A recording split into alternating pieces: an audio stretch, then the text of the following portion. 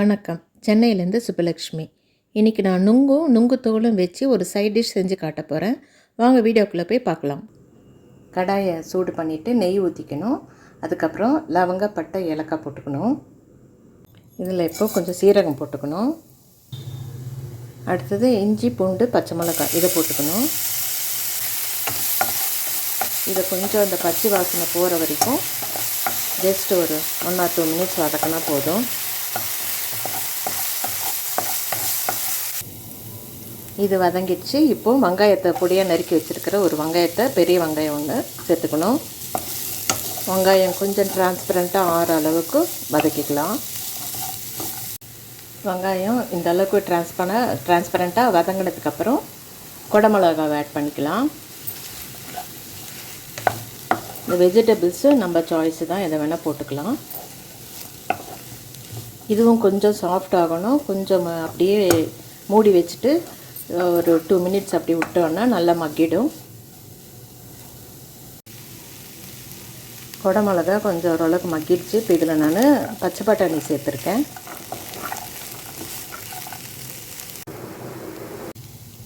இப்போ இதில் பொடியாக கட் பண்ணி வச்சுருக்கிற ஒரே ஒரு தக்காளி அதை ஆட் பண்ணிக்கலாம்.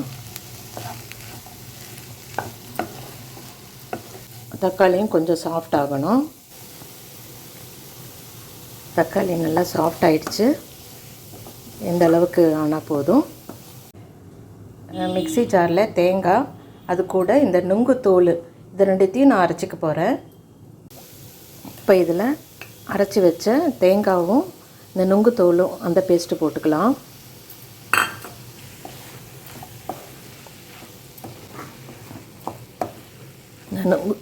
நுங்கு தோலில் நிறைய ஹெல்த் பெனிஃபிட்ஸ் இருக்குது. இப்போ இதில் மிக்ஸி கழுவின தண்ணியும் ஊற்றிக்கலாம்.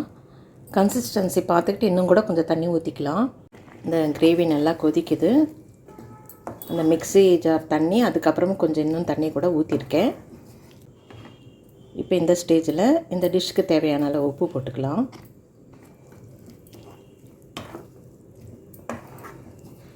இது இப்படியே கொஞ்ச நேரம் கொதிக்க விடலாம். இந்த டிஷ்ஷு இப்போ நல்லா கொதிச்சிட்ருக்கு. இப்போ நான் இதில் இந்த கட் பண்ணி வச்சுருக்கிற நுங்கை போடுறேன். 2 நுங்கு தான் எடுத்திருக்கேன். அதை போட்டுட்டு நான் இன்னும் நிறைய வேணும்னாலும் போட்டுக்கலாம். அது நம்ம சாய்ஸ் தான் குவான்டிட்டி. நான் 2 தான் எடுத்திருக்கேன். இதை நல்லா கலரி விட்டுடலாம். திக்காக இருக்குது. இதுவாக உங்களுக்கு இன்னும் கிரேவி மாதிரி வேணும்னா இன்னும் கூட தண்ணி ஊற்றிக்கலாம். எப்படி வேணும்னாலும் சர்வ் பண்ணிக்கலாம். தண்ணி வேணும்னா இந்த ஸ்டேஜில் ஊற்றிக்கலாம். இப்போ இதில் இந்த எல்லா டேஸ்ட்டும் கொஞ்சம் என்ஹான்ஸ் ஆகிறதுக்கு கொஞ்சம் சுகர் ஆட் பண்ணிக்கிறேன்.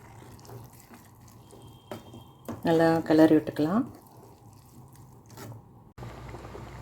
இது கொஞ்சம் திக்காக இருந்ததுனால ஒரு 1/2 டம்ளர் மாதிரி தண்ணி ஊற்றிருக்கேன். இந்த அளவுக்கு இது கொதித்து ஆனால் போதும். இப்போ இந்த ஸ்டேஜில் ஸ்டவ் ஆஃப் பண்ணிவிட்டு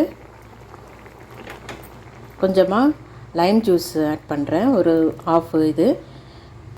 இந்த லைம் ஜூஸ் எதுக்குன்னா, நம்ம இந்த தோல் ஆட் பண்ணியிருக்கோம், நுங்கோட தோல்.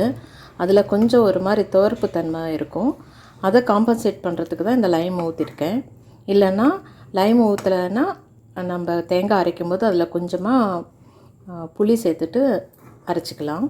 அப்படியும் செய்யலாம். கொஞ்சம் புளிப்பு சேர்ந்தால் அந்த துவர்ப்பு தன்மை கொஞ்சம் குறையும், நல்லாயிருக்கும் சாப்பிடும்போது. அதுக்காக இப்போ இந்த டிஷ் இப்போ ரெடி ஆயிடுச்சுங்க. சப்பாத்தியோட, பூரியோட, தோசை, அடை, அது மாதிரி எல்லாத்தோடையும் நல்லாயிருக்கும். ஃப்ரைட் ரைஸ் அந்த மாதிரித்துக்கும் நல்லாயிருக்கும். சாதத்தில் பிசைஞ்சு சாப்பிட்றதுக்கும் நல்லாயிருக்கும். இந்த நுங்கில் வைட்டமின்ஸ் A, B, C இருக்குது. அது மட்டும் இல்லாமல் பொட்டாசியமும் ஃபாஸ்பரஸும் இருக்குது. இது டைஜஷனுக்கு ரொம்பவே உதவியாக இருக்குது. இந்த வெயில் காலத்தில் நம்ம உடம்பை கூலாக வச்சுக்கிறதுக்கு இது ரொம்பவே உதவுது. நம்மளுக்கு கிடச்சிருக்க இந்த இயற்கை ஒரு வரப்பிரசாதம் சொல்லலாம். கடவுளோட படைப்பில் இயற்கையாகவே அந்தந்த காலத்துக்கு ஏற்ப தான் நம்மளுக்கு எல்லாமே விளைஞ்சிட்ருக்குங்க.